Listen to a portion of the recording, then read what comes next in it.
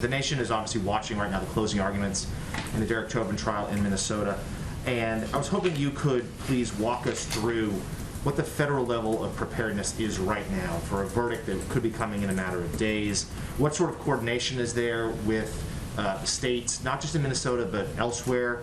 If there indeed will be perhaps unrest one way or the other after the riot. Could you walk us through conversations being had with local officials, mayors, governors, and so on?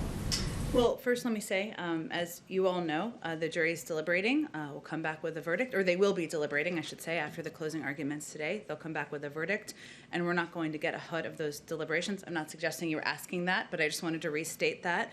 What I can say is, broadly speaking, we are in touch with mayors, governors, local authorities. Of course, our objective is to ensure there is space for peaceful protest,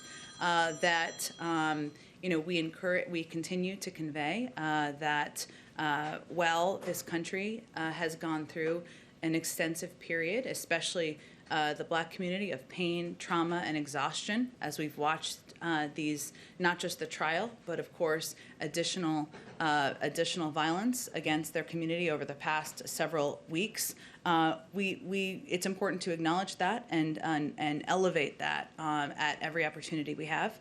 But in terms of your question, Jonathan, we're in touch with local authorities, we're in touch with states, with governors, with mayors, and certainly we will continue to encourage peaceful protests, but we're not going to get ahead of the verdict in the trial.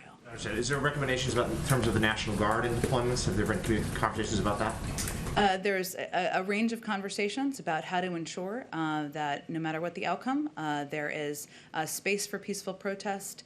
But of course, we'll let the jury deliberate, and we'll wait for the verdict to come out before we say more about our engagement. If it is a not guilty verdict, will the president be disappointed?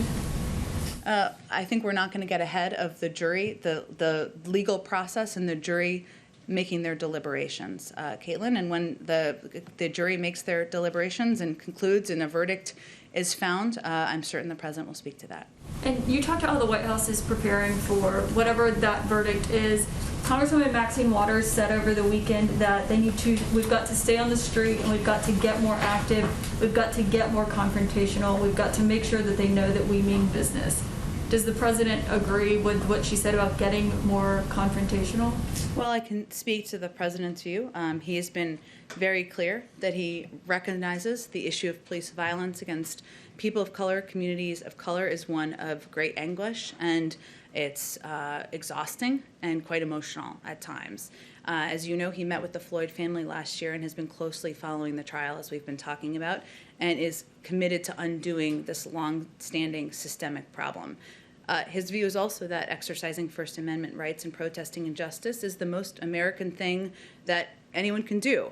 But as he also always says, protests must be peaceful.